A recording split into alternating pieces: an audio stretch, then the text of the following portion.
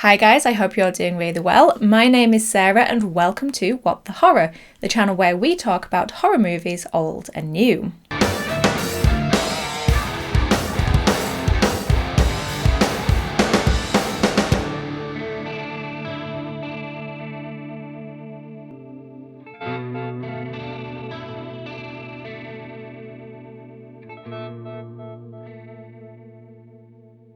And also the channel where we talk about physical media.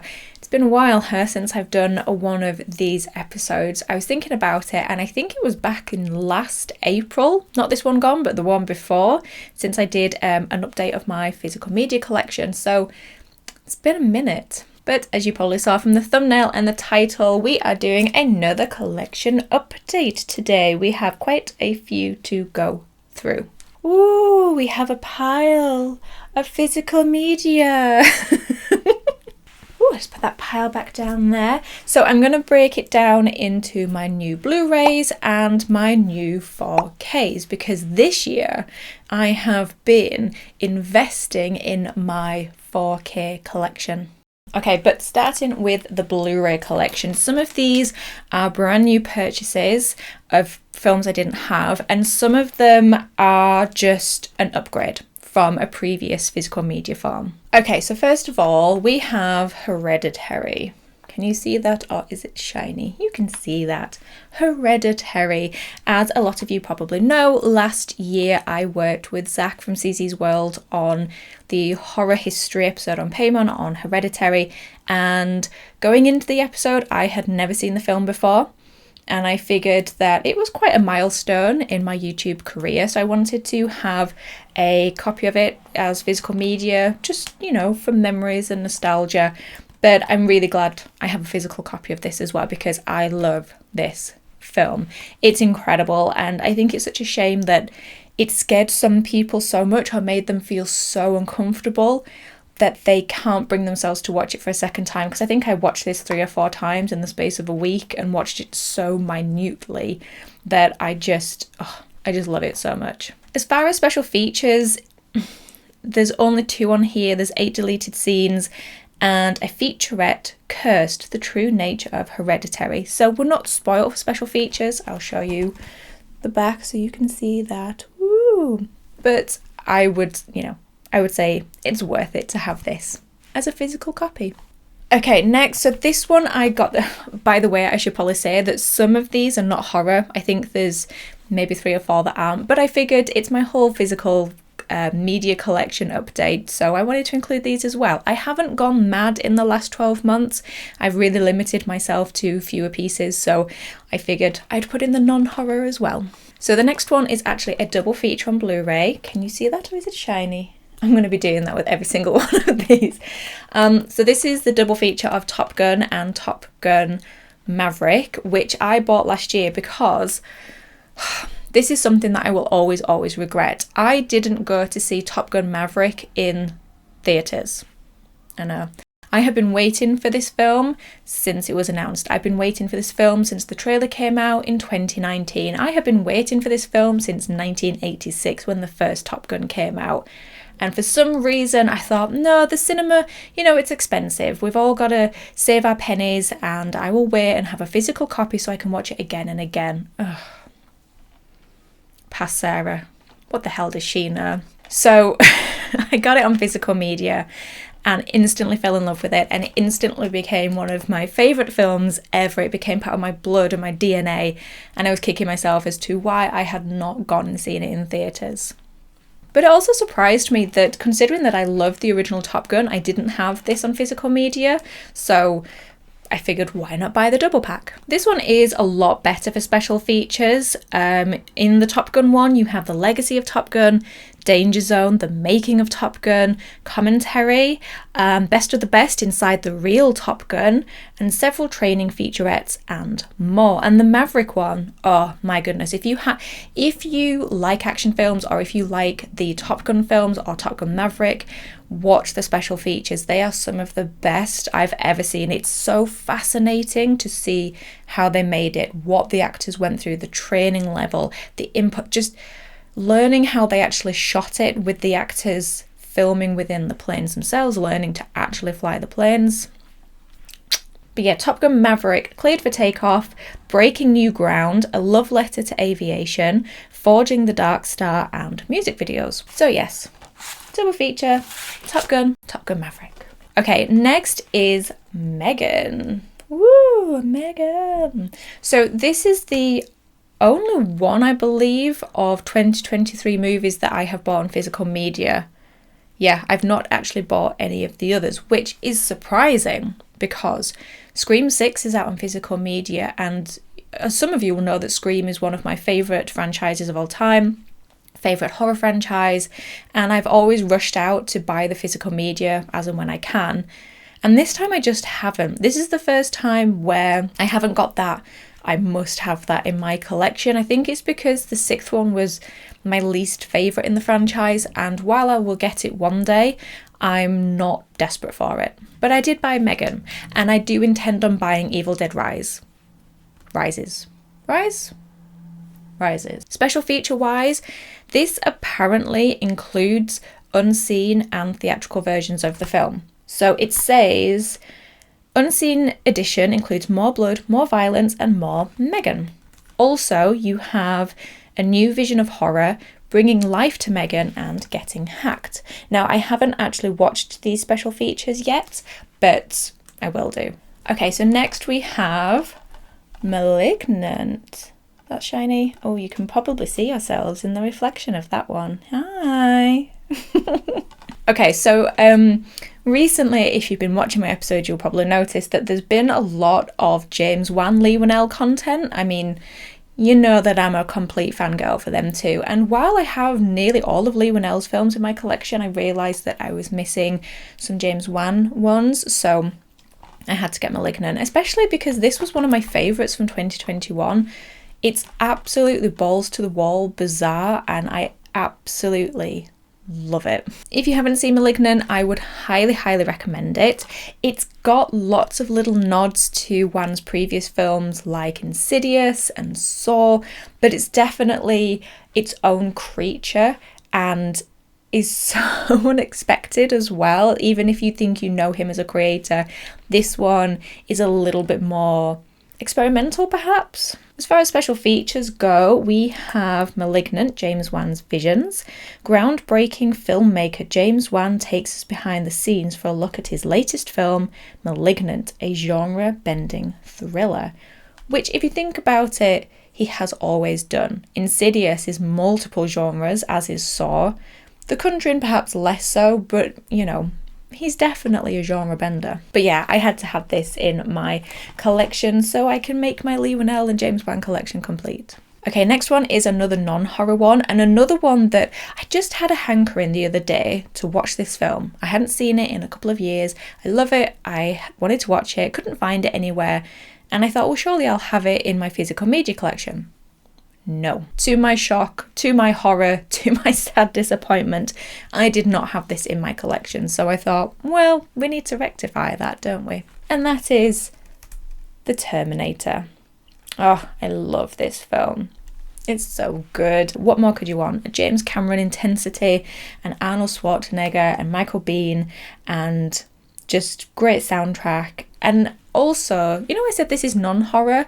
I actually agree. I don't know if any of you guys watch Cody Leach, but he said that The Terminator is basically a slasher film, and I agree. I mean, you've got your final girl, and you've got the killer who, you know, doesn't say a lot, and he just is unstoppable with that goal to get to her, and he just plows through killing anyone who gets in the way. It's definitely got slasher elements, so I guess it will count as a horror film.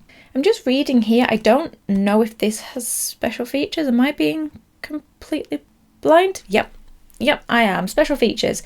7 deleted scenes, creating the Terminator, visual effects and music. I'll just show you the back of that one. Oh, I've just realised, I don't think I showed you the back of the Malignant one, if you guys are interested. I never know if you want to see the backs or just hear me talk about it, but there you go.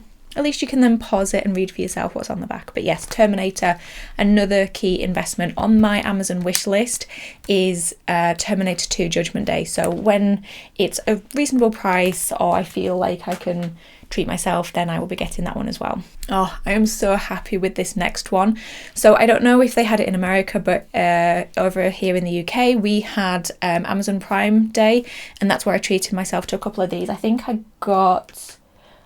it was Malignant and this next one that I got in the Prime Day because they had really good deals on. So I just went through my Amazon wish list and looked at which films were included in that sale, which was a really good saving.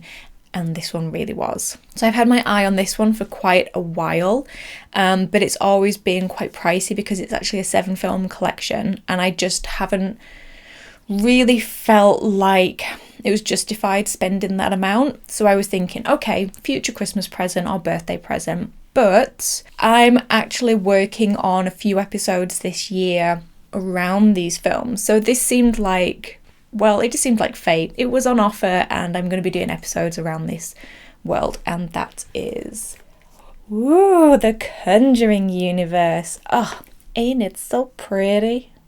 It's a thing of beauty. I love the Conjuring movies in the Conjuring Universe, and James Wan again, I guess, so add into my James Wan collection as well. But I just love the Conjuring Universe movies, and also relatively new to the majority of them, but the Conjuring 1 and 2, some of my favourite horror films, love them. The third one, it's fine. The Annabelle ones are really fun. I think Creations is the strongest of the 3 and one of the scariest of the universe. But Annabelle's fun, iconic look. And The Nun as well. I recently watched it for the 3rd time. And you know what? It's not as bad as I thought it was. It's a good time. It's got a really good gothic aesthetic. It's a great one to watch on a cold, dark, wet day. Is it the best? No. Are the scares a bit cheap? Yeah, but again, a fun time. So this is the 7-film collection with this beautiful cover, and then this is the back. These are the 7 films that you have in it. So you have the first 3 Conjuring, the first 3 Annabelle, and The Nun. Doesn't include The Curse of La Llorona because for some reason they are trying to tell us that's not part of the Conjuring universe, but I think it is. Either way. And I say the first 3 because we're getting another Conjuring film, aren't we, and a Conjuring TV series, and The Crooked Man and The Nun 2. So it's got its little sleeve, and then it's got the same cover again, and then on the back you've just got sort of like run times and all the director and cast and crew information. And then inside is not very thrilling, I will say. The covers of the discs themselves are just, they're all the same. They're all just blue. What this box doesn't tell you is the special features that are on the films, but the special features are the same ones that are on the individual films themselves. So you have ones that are like, more of a deeper look into Annabelle, creating The Nun. I think the Conjuring ones perhaps have some information about the real hauntings, and I can't remember them all off by heart, but if you were thinking of buying this and we're trying to get the special feature information, the best way to know what's on it is to look for images of the back of each individual film for their physical media, and it's the same special features that you have. So there is actually hours and hours of wonderful stuff to view on here. There's the films and then the features themselves. Okay, the next ones are my 2 most recent ones. There was recently an Arrow video sale on some of their films, and so I invested in the Dark Water one by, is it Hideo Nakata? Hideo Nakata's Dark Water. Beautiful artwork. I think this is the one that is designed for Arrow. Let me see if I can show you the one that it would normally be. There we go. That's the original cover. And then that's the artwork done for Arrow, which is just beautiful. I mean, I love Arrow collections. The little multicolour strip here. These are so good because of the special features. I mean, I can't even read them all. I'll show you, and then you can pause and read them yourselves. But look, this takes up almost half of the back, and these are just the special features. And if they're anything like the special features for the Ringu Arrow, I am so excited because I think I spent hours watching the Ringu special features. So yes, that's one of my newest purchases. The other one is actually an upgrade. This is a film that I already had, but I had it on DVD and I wanted to upgrade this to Blu-ray. Well, I'll show you it first. This is Shaun of the Dead, and this is I believe, is this the, HMV exclusive cover? Is that showing you? There we go, in focus. So that's the HMV exclusive cover. That's the back. Sorry, it's a bit crinkly because I still have, can you hear that? I've still got the wrapper on it. Hang on, let's see if I can get this off. Careful on the edge. There we go. And then underneath the slip, you've got the original cover, which is just so fun. And then that's the back. So yeah, I want to upgrade all of my Cornetto trilogy to Blu-ray. I have World's End and Hot Fuzz on DVD, but I do want to have them in Blu-ray. I would even be tempted to have them in 4K, but I don't think they are in 4K yet. But if you saw my Q&A episode, which if you haven't, I will leave a link to here, I said that, well, I was asked which horror director would I want to meet, and I said it would be Leigh Whannell, but if not, definitely Edgar Wright, who did the Cornetto trilogy, because I love him as a creator. I love the Cornetto trilogy. I love Last Night in Soho. So yeah, I'm really glad that I've got this on Blu-ray. So special features, you have missing bits, deleted scenes and outtakes, raw meat, including Simon Pegg's video diary and other featurettes, TV bits, zombie gallery, trails of the dead, audio commentaries, and much more. So yes, this was my most recent Blu-ray purchase along with Dark Water.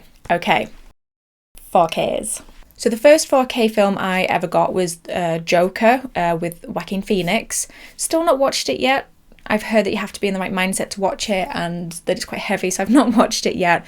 But that has been mentioned as being a really good film to utilise or to showcase the 4K settings, so that's why I have that. But I think I showed that in my collection update last April. Okay, so my next 4K investment, and I can't remember if I have shown you this at some point, so if I have, do forgive me, but in case I hadn't, I didn't want to leave it out. And so my next 4K film seemed to make complete sense, in as how it's one of my favourite films, favourite franchises, and that is Scream, baby. It's a Scream. Yeah, so last year after Scream 5 came out, I believe in physical media, I can't remember which shop it was, but someone did a sale on some of the Scream merchandise, and that included the physical media copies of Scream, and the 4K one, it was in the sale for, I think, it was like down from £20 to £13, which I thought was a really, really good deal. And this is the front cover with a little ghost face in the eyes. This is the back, which I love. You can see all the little special features here. And I think underneath is just exactly the same. So this is one of the films that is an upgrade. Like Shaun of the Dead, this is an upgrade. And I'll show you what my previous was. This is what I was rocking before. This is the Scream DVD. I didn't have it on Blu-ray. This is the Scream DVD in white. There's the back. And this is the exact same one that I bought as a teenager back in the day. And that's why I still have this despite having 4K. I will never get rid of this because I'm a very sentimental person. And so having the copy that I used to watch, that I have watched to death over the years, this is the one that I watched as a teenager. I've got all of the first 3 on DVD. So yeah, this is what I was rocking before. So let me tell you, when I put this in, the 4K quality, I freaked out. I think the first thing I screamed was, Drew Barrymore's wearing lip liner, because you can't see that in the DVD. The quality that you can see, it's like watching a completely different film. You can see the material of the clothes they're wearing. You can see the shades of lipstick and lip liner and the details of the gore. And the details of Ghostface's cloak, the little sparkles, the little stitching. Let me tell you, it was like watching a completely different film. This film I have seen hundreds of thousands of times for years, and I was still seeing things that I hadn't seen before. So it was an absolute joy to watch this in 4K and worth every penny. The special features I've not actually watched yet, but I am really excited to. You have behind the scenes, Q&A with the cast and crew, production featurette, audio commentary with Wes Craven and Kevin Williamson, and a Blood Legacy Scream 25 years later, which I'm really looking forward to. I do love watching special features, and sometimes I will just put them on and go through. Other times I have to save them for another time because I just don't have time to watch them. Generally, I'm watching things for this channel. I don't often have the luxury to watch something just because I chose to watch it. And when I got this was after I had done so much Scream content that I was a little bit burnt out on it.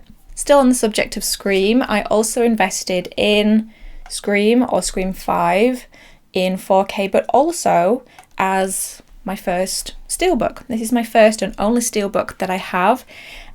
And I have to say, I'm not sure I will buy many more. I don't know if it is worth how much you have to pay. And the reason I got Scream 5 in Steelbook is because of this. This artwork is deliciously beautiful. The colour palette is very me. I love this image, and I just wanted to have it for this because I wanted to ideally have enough space on my physical media shelves to have it on display. You know, you can get those, they're like prongs, you can just sort of sit it in and display it. And I thought that would look really beautiful. That's the inside. On each side you can see the different characters with the ghost face masks. There are special features on it, but I couldn't tell you what they are because it's a Steelbook. I did pay full price for this way back last year when it came out, and I was just excited. You know, it was the first Scream film that I had seen at the cinema. It was the first Scream film that I was in a position to be able to invest in a high quality copy, whereas all the others had been DVD, and I was happy with them. You know, Scream 4 is on DVD.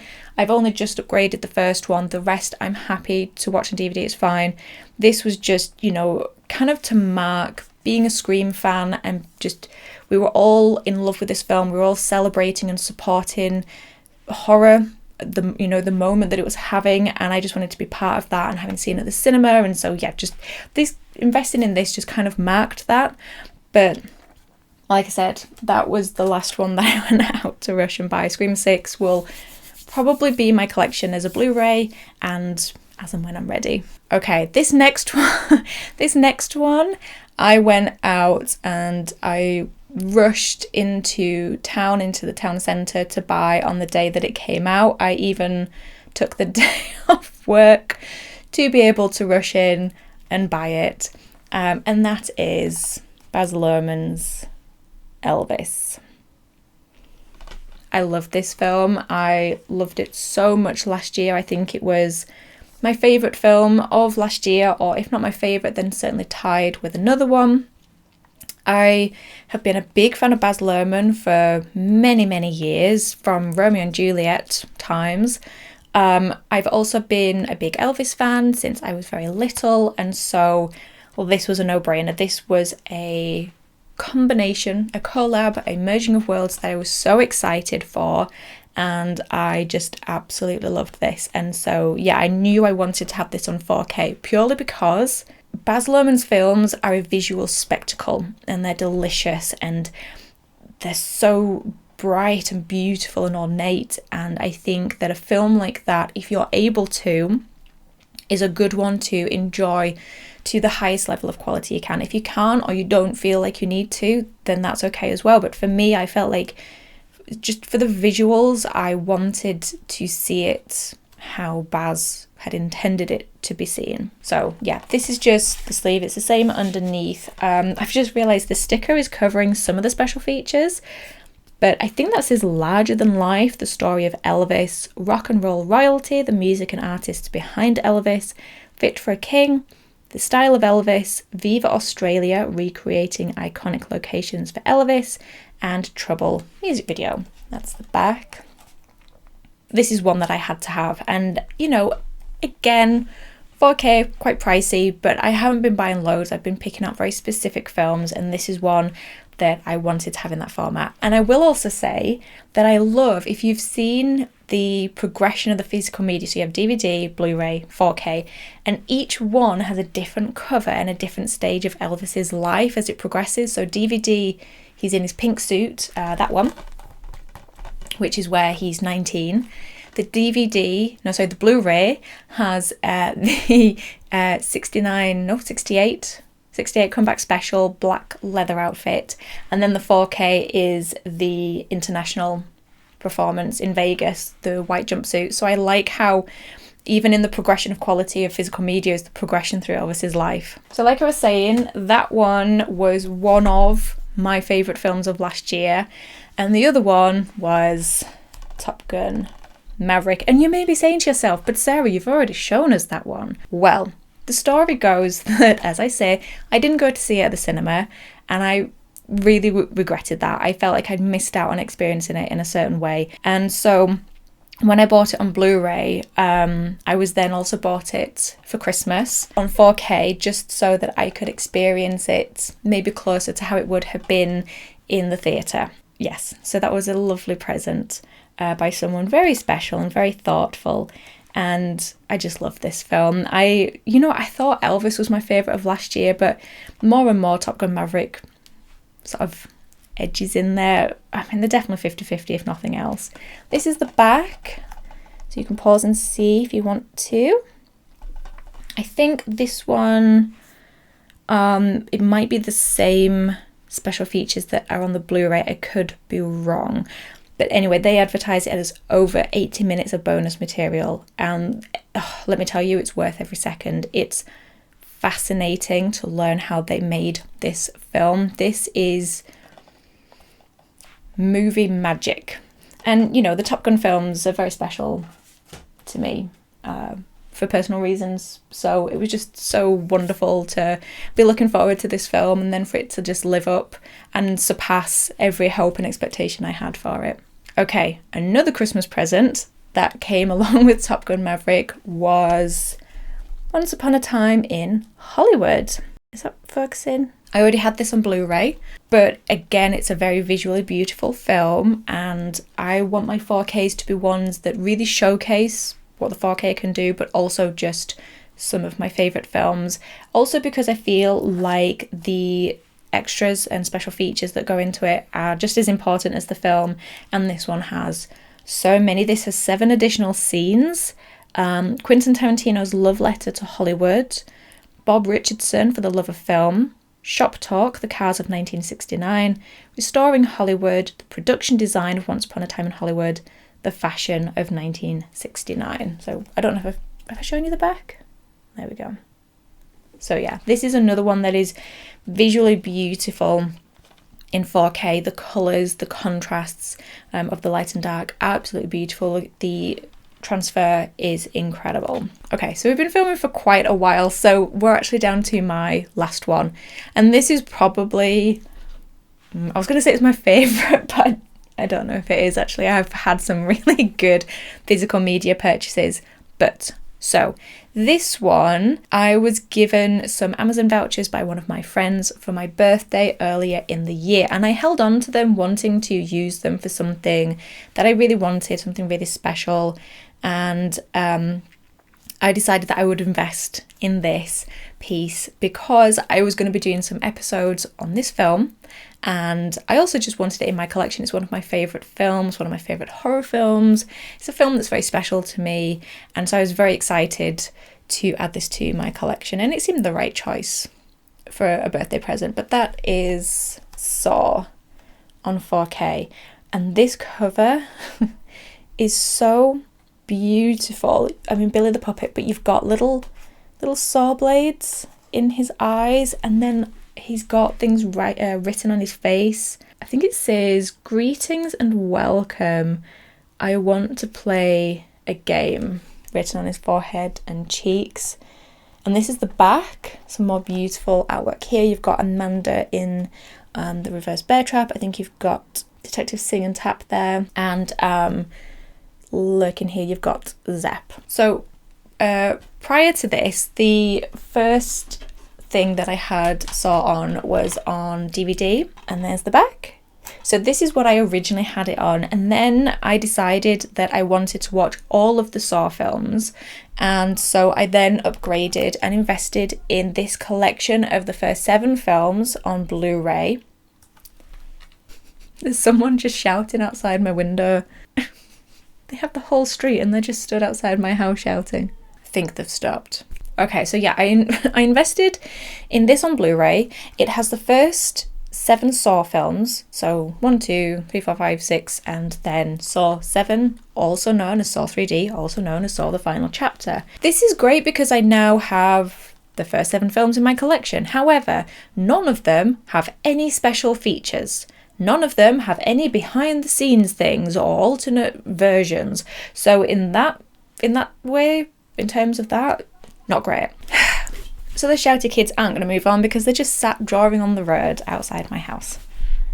Okay, so yes, so I decided to have the collection but keep the DVD because the DVD does have special features, including a music video by Fear Factory, Bite the Hand That Bleeds, making of the music video, and directors and writers commentary. This is the original commentary that they did, where it is just James Wan and Lee Winnell. And if you have the DVD or you have access to that commentary, then I would say listen to it. It's so informative, so interesting, and really funny, especially for Lee Winnell's impression of a British news reporter at the very end of it. So I still keep this to be able to listen to that commentary because it's fun and it's interesting. But the Saw 4K has so many special features. So this one has the 4K Ultra version and the Blu-ray version.